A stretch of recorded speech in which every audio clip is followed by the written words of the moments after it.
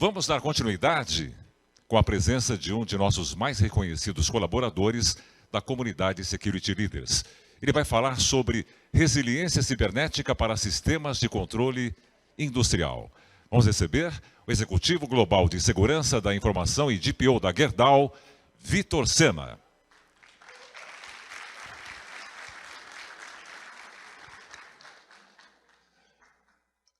Mais uma vez, seja muito bem-vindo, Vitor. À vontade, a arena é sua. Bom dia a todos.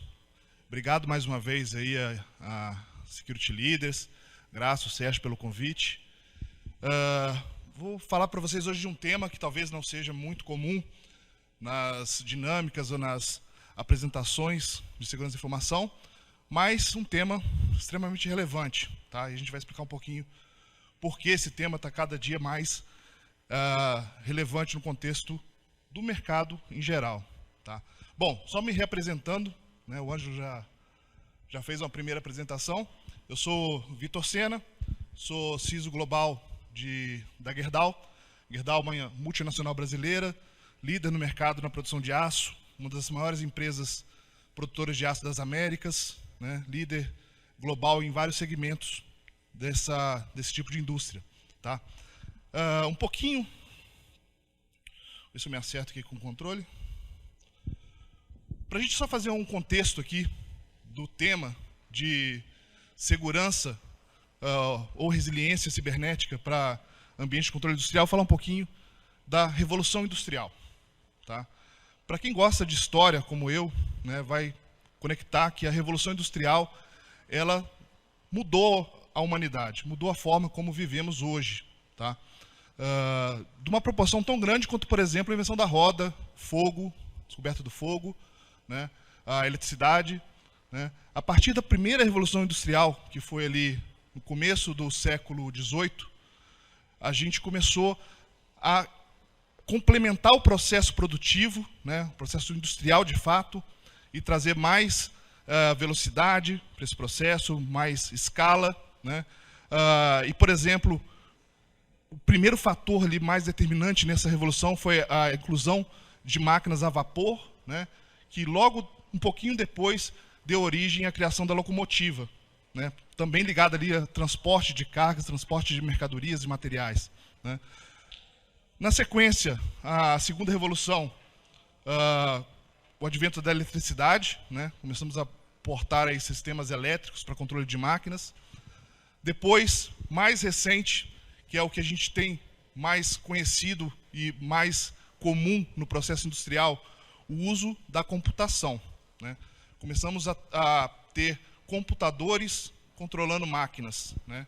Computadores programando a sequência industrial, como, por exemplo, eu programo uma linha de produção para produzir de acordo com os pedidos que eu tenho e a ordem de entrega. Eu trago inteligência para o processo, né? Isso dá escala na automação, dá maior produtividade, maior eficiência, né? E o que é a indústria 4.0, né? De onde vem esse termo? O termo 4.0 vem justamente da questão de ser a quarta revolução industrial. É onde eu estou trazendo uma camada de tecnologias disruptivas, né, como inteligência artificial, realidade aumentada, IoT, dados, né, muita questão de análise de dados. E um dos pilares da indústria 4.0 é a cibersegurança, né? Por quê? Vou passar aqui e vou explicar um pouquinho da diferença entre o modelo da terceira revolução industrial para a quarta, né, que a gente também chama de indústria 4.0. No modelo de indústria 4.0, a gente começa a sensorizar todo o ambiente, né, para poder coletar os dados que a gente vai usar nessas análises, né, nessas estatísticas, para a gente poder também ter novos insights, né, de prevenir manutenções, de ser mais assertivo em termos de como você consegue produzir e entregar, né? Para que isso tudo aconteça, desculpa, você precisa conectar esses ambientes, né? E muitas vezes conectar a internet. Então, a principal característica da indústria 4.0 tem a ver com a hiperconectividade, né? Eu começo a ligar todos esses sistemas, né, todas essas tecnologias, para que elas troquem informações, gerem dados, gerem analítica, etc. E com isso, eu aumento a minha curva de risco, né? Ambientes que antes tinham ali, isso é uma característica muito comum de ambiente de automação, de ambiente de controle industrial, equipamentos defasados, sistema operacional antigo, não atualizado, sem software de antivírus, né? E às vezes a gente pensa nisso com um olhar de TI, né, e parece um absurdo. Mas a primeira disrupção que precisa ser feita quando você vai aportar segurança em ambiente industrial é se desprender desses velhos conceitos, tá? Uma máquina com Windows XP, Windows 7, sem antivírus, não é um patinho feio no ambiente industrial. Em muitos casos ela é o padrão. Existe um racional para isso, tá? Bom, mas fechando o raciocínio desse tema, quando você começa a fazer essa alta conectividade, né, ligar todos esses ambientes, você leva esse mundo que muitas vezes tem esses gaps, né, e expõe eles para a internet, de alguma forma. E aí vem o risco. Bom, esse gráfico aqui ele mostra o crescimento dos incidentes cibernéticos focados em redes industriais, né, em redes de automação, nos últimos 4 anos. Tá? E ano fechado de 21, né? A gente ainda não tem um ano fechado de 22. Mas se vocês olharem os gráficos, de 2018, comparando com 21, a gente passa ali de uma média de 100 incidentes para uma média maior de 200. Então a gente duplica a quantidade de incidentes que acontecem nesses ambientes, né? Justamente por conta disso, a gente está mais exposto. E, em contrapartida, todo aquele cenário que a gente já conhece para o nosso ambiente corporativo, para o nosso ambiente de TI, começa a se replicar no mundo industrial. Entre ele, a organização dos grupos criminosos, né, para ataques orquestrados, né, organizados. Então a gente já começa a detectar, de uns tempos para cá, grupos especializados em disciplinas específicas de ataque. Um grupo que se especializa em roubo de credencial, outro em descobertas de vulnerabilidades, criação de exploits, né, e assim por diante. E esses grupos, né, com foco específico em indústria. Ah, mas por que a indústria? Bom, N motivos, né? Sabotagem, hacktivismo, né? O que é muito comum hoje, o sequestro, né, com fins lucrativos. A indústria ela tem uma pressão grande, em alguns casos até regulatória, pela disponibilidade. Então, isso torna também um alvo, a indústria como um alvo bastante atrativo. Bem, e aí, tangibilizando isso tudo, um vídeo rápido aqui, a gente tem aqui um caso prático, tá? Esse aqui foi um ataque que aconteceu esse ano, uma usina siderúrgica no Irã, né? Ela teve seus sistemas de controle industrial comprometidos, tá? Esse ataque tem um cunho hacktivista também, mas durante esse processo eles alteraram a programação dos equipamentos, das máquinas, né?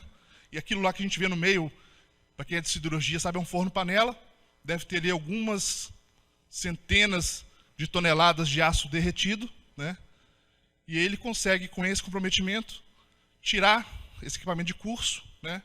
E o que tem de consequência é a inutilização do ativo, né? Para um sistema de segurança, o aço é derramado no chão e o ativo ele fica completamente inutilizado, né? Isso aqui é a tangibilização do risco, né? Muitas vezes a gente vê no nosso mundo de TI, nosso mundo corporativo, formatar uma máquina, né? Aqui a gente perde um ativo industrial na casa de alguns milhões de dólares para você repor. Sem falar no mais importante, que é a segurança das pessoas, né, que também pode ficar em risco. Bem, na maioria dos casos, tá? E aqui esse estudo de uma empresa chamada Dragos, né? A fonte está publicada na borda da apresentação. Para esse ambiente industrial, sempre a gente se esbarra em 3 principais gaps, tá? O primeiro desses gaps é um perímetro fraco, né?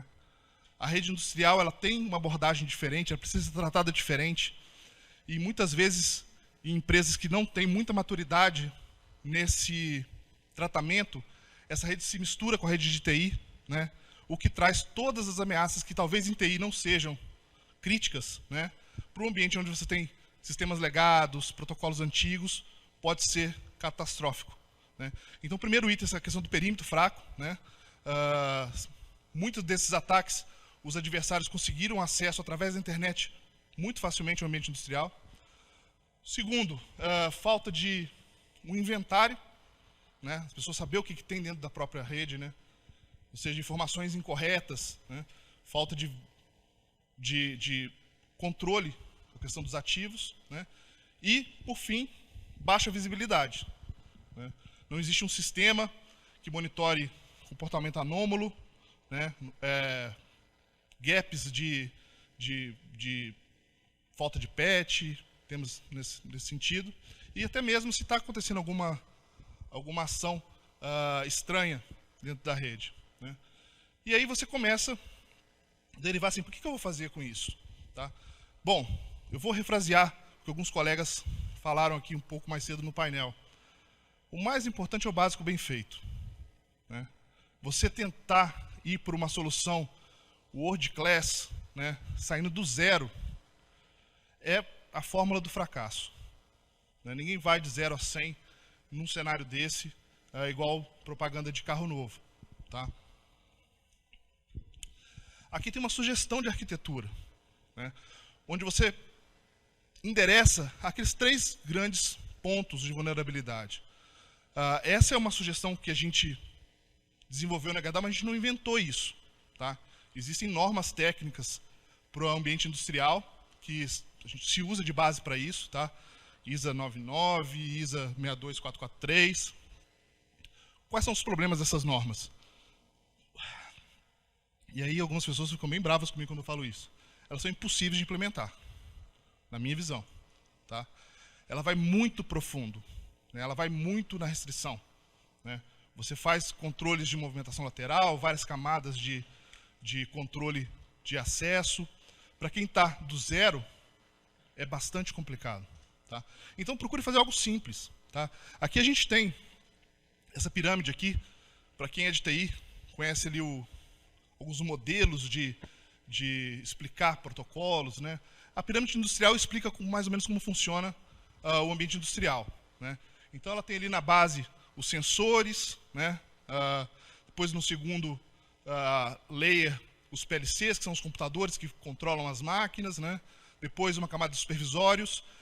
No quarto nível, entre os sistemas de controle de produção industrial, como o MES, por exemplo, e em cima o ERP, que controla todo o fluxo produtivo, né? Onde vai ter as informações de venda, de faturamento, etc. O que se faz, geralmente, é você segregar essa rede, né? Você coloca ali um cenário de separação física, né? Para dividir essas duas redes e aí começar a ter controle de o que passa entre uma rede e outra, né? Hoje tem muito mais facilidade para você fazer isso, né? Por exemplo, no passado você não tinha, ou quando tinha, era um pouco mais difícil, firewalls que só atendiam rede industrial, né? Hoje a maioria dos fabricantes, os grandes fabricantes, os firewalls de TI, eles falam protocolos industriais de maneira nativa. Então é muito mais tranquilo você conseguir tecnologia para isso, né? Existem algumas linhas chamadas Hugit, né, que é uma linha que resiste a ruídos, a trepidação, maiores temperaturas, né, poeira, mas na maioria dos casos, se a pessoa tem ali um CPD mediamente controlado, um firewall regular consegue atender. Existem também sistemas de identificação de ameaças com foco em ambiente industrial, IDS industriais, né, que trazem visibilidade. Você precisa organizar, acima de tudo, né, como que esse ambiente vai operar. Então, criar um modelo de DMZ para esse ambiente, onde aquilo que tem que falar com os dois lados vai ser configurado e você vai ter ali o controle de acesso, né, o controle de tráfego, o controle de fluxo disso muito bem orquestrado, né? E, por fim, você precisa ter pessoas que conheçam de automação industrial. A gente faz uma brincadeira, tem um pedaço do meu time está aqui, em outro evento, falando assim, quando a gente vai entrevistar gente para trabalhar com OT Security, né, se o cara chegar de terno, a gente já olha de lado. Chegar de botina, já ganhou um pontinho. Né? A pessoa precisa falar a mesma linguagem da automação, né, para criar empatia e para saber também quais são as dores de quem está na ponta, do operador, né, do nosso analista de automação industrial. Isso é importante. Bem, um SOC que também tem essa capacidade é importante. Né? Hoje a gente trabalha com um SOC que é 100% dedicado à questão industrial, né, à tratativa industrial, mas existem SOCs tradicionais que já estão abordando a disciplina industrial dentro da sua rotina, né, mas faça essa validação antes. É importante. Se você botar um SOC tradicional, o cara recebeu um alerta de uma suspeita de vírus, mandou formatar a máquina, parou a linha de produção, voltando ao assunto anterior, vai o CISO e todo mundo está embaixo embora. Né? Isso aí a gente pode estar falando aí de um problema de reputação para a empresa, um problema de perda de receita, entre outras coisas. E também cuidar da rotina, né, pessoal?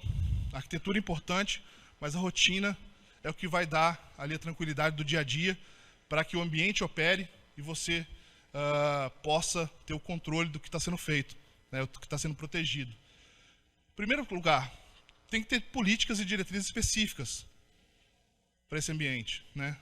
O que se aplica a TI não se aplica a TA. São abordagens diferentes.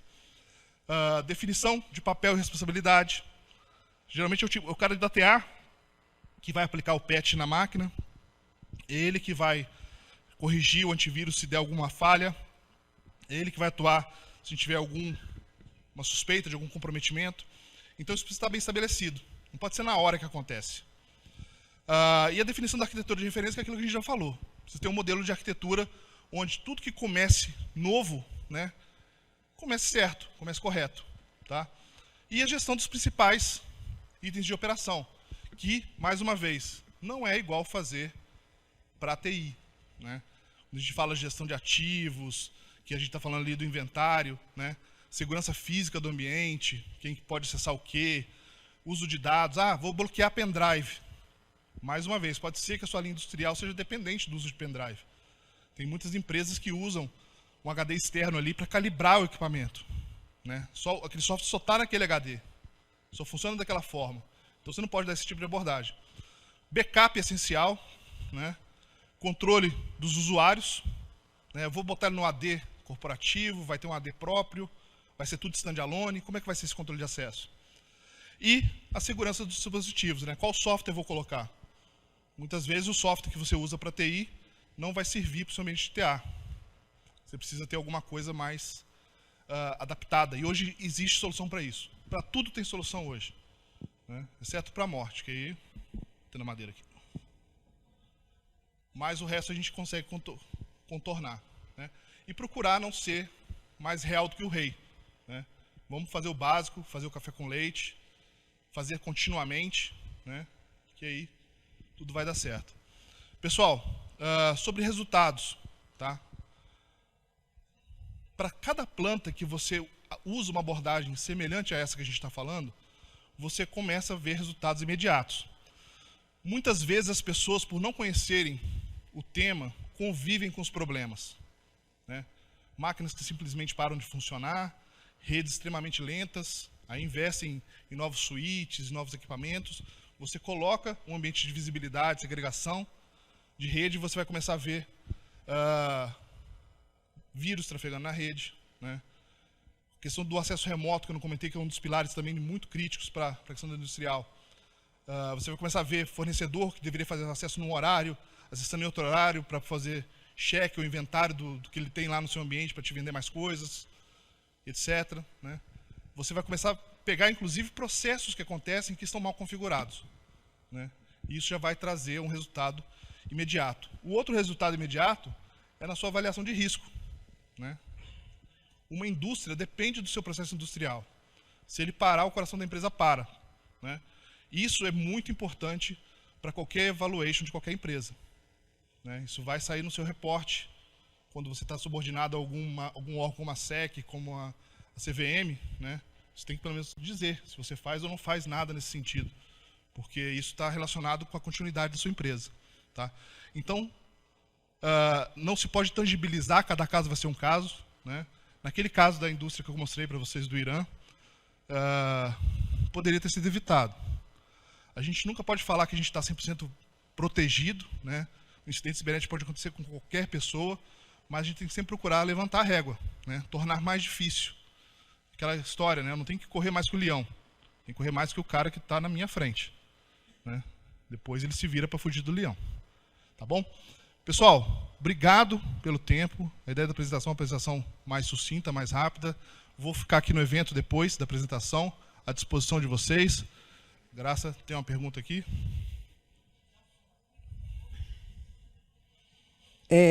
Algumas perguntas mais específicas, mas eu separei uma, Vitor, que eu achei interessante, é do Sérgio Anunciação Ortona, do metrô de São Paulo. Obrigada aí, Sérgio, por estar nos acompanhando. Vitor, como você vê a visão da alta administração quando tratamos de segurança da informação em processos de OT e TI? Porque TIC cada vez mais troca informação para a tomada de decisão. Você acha que a nova geração conhece TO e tem capacidade de ampliar essa visão, entender essa conexão entre TI e OT? Boa pergunta. Eu acredito que depende muito da empresa, tá, Graça? Mas a maioria sim conhece, tá? Hoje, cibersegurança está na pauta de qualquer executivo, qualquer líder de operação, de qualquer board, né? E na questão industrial, cabe ao CISO levar essa informação, levar essa clareza para o executivo, né? Muitos talvez não comentem sobre o tema ou não debatam pelo tema por não entender que aquilo se aplica também à cibersegurança, né? A gente está falando aqui de conceitos que mudaram muito rapidamente, né? Quando a gente fala da terceira evolução industrial para a quarta, a indústria 4.0, a pessoa vê claramente os resultados da digitalização da indústria, né? Mas às vezes não é levado para ele que aquilo tem um trade-off, né? Tem algumas coisas que precisam ser olhadas também. Então, se o CISO fizer ali um bom trabalho de gestão de riscos, ou reportar corretamente quais são as variáveis, né, para tudo que está sendo alterado no seu ambiente, principalmente em OT ou TA, né, isso vai ficar claro para o executivo também. Tá ótimo. Muitos perguntando também se a palestra do Vitor, aqui na presencial e também no online, vai estar disponível. Sim. Hoje ainda a gente já disponibiliza essa palestra. E não vou abrir aqui para perguntas do presencial, porque o Vitor está aqui com a gente o dia todo e pode estar aí, né, interagindo. Essa ideia do nosso evento, estamos todos muito próximos. Obrigada. Muito obrigado, Vitor, pessoal. Muito bom. Prazer estar aqui com Palmas vocês. Obrigada.